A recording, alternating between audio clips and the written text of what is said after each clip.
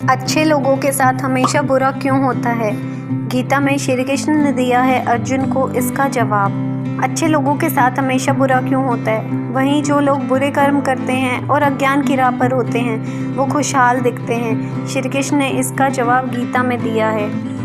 आपने महसूस किया होगा कि जो लोग अच्छे कर्म करते हैं वो परेशान रहते हैं, वहीं जो बुरे कर्म करते हैं वो खुशी से रह रहे होते हैं। अच्छे कर्म करने वाले परेशान होते हैं कि आखिर उन्हें इतनी परीक्षा क्यों देनी पड़ रही है, जबकि जो अधर्म की राह में हैं वो खुश हैं और ज़िंदगी का लुत्फ़ उठा रहे हैं। अगर आपके मन में भी ये सवाल आया है तो आज हम आपको इस बात का जवाब देंगे। ये जवाब वो है जो भागवत गीता में लिखा है और श्री कृष्ण ने अर्जुन को दिया था। भागवत गीता में वर्णित कथा के अनुसार जब भी अर्जुन के मन में कोई दुविधा होती थी तो वो श्री कृष्ण के पास पहुंच जाते थे।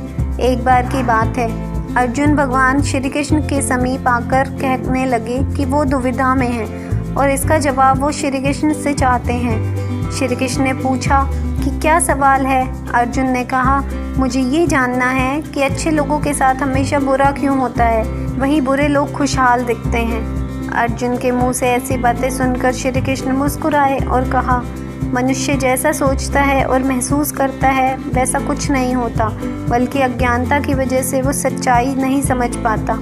अर्जुन उनकी ये बात समझ नहीं पाए। इसके बाद श्री कृष्ण ने क्या कहा वो जानते हैं। श्री कृष्ण ने अर्जुन से कहा, पार्थ, मैं तुम्हें एक कथा सुनाता हूँ। उसे सुनकर तुम समझ जाओगे कि हर प्राणी को उसके कर्म के हिसाब से ही फल मिलता है। प्रकृति हर किसी को अपनी राह चुनने का मौका देती है।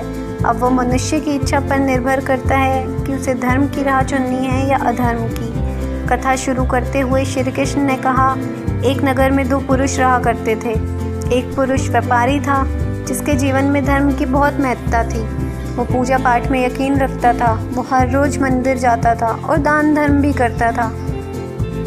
वहीं दूसरा पुरुष बिल्कुल विपरीत था।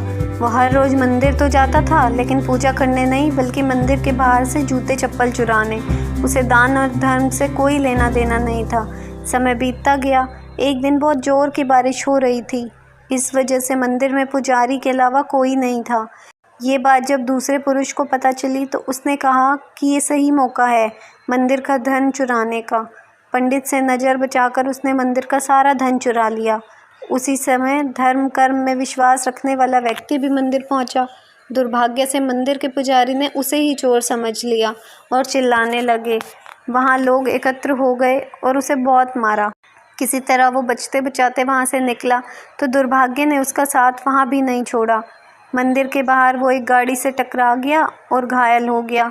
फिर वो व्यापारी लंगड़ाते हुए घर जाने लगा तो रास्ते में उसकी मुलाकात उस पुरुष से हुई जिसने मंदिर से धन चुराया था। उसने कहा, आज तो मेरी किस्मत चमक गई, एक साथ इतना सारा धन मिल गया। ये सब देखकर उसे बहुत बुरा लगा और उसने अपने घर से भगवान की सारी तस्वीरें निकाल दी। कुछ सालों बाद दोनों पुरुष की मृत्यु हो गई।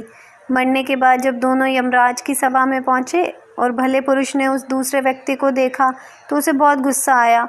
उसने क्रोधित होकर यमराज से पूछ लिया, मैं तो हमेशा अच्छे कर्म करता था, दान में विश्वास रखता था, उसके बदले जीवन भर मुझे अपमान और दर्द ही मिला, और इस व्यक्ति को नोटों से भरी हुई पोटली। आखिर ऐसा भेदभाव क्यों?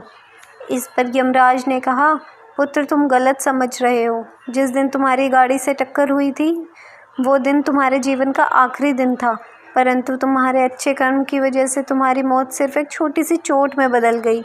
तुम इस दुष्ट व्यक्ति के बारे में जानना चाहते हो?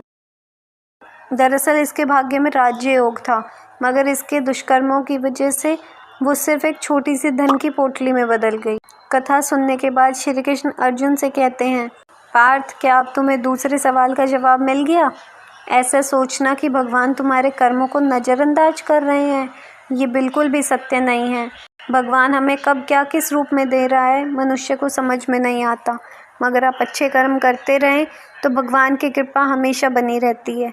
इसलिए अपने अच्छे कर्मों को बदलना नहीं चाहिए, क्योंकि उसका फल हमें इसी जीवन में मिलता है। इसलिए मनुष्य का फर्ज है कि वो हमेशा अच्छे कर्म करते रहें, क्योंकि श्री कृष्ण ने गीता में भी बताया है कि किसी के द्वारा किया गया कर्म बेकार नहीं जाता, चाहे वो अच्छा हो या बुरा। वीडियो अच्छी लगी हो तो वीडियो को लाइक करें, चैनल को सब्सक्राइब करें, वीडियो को ज़्यादा से ज़्यादा शेयर करें। Thank you.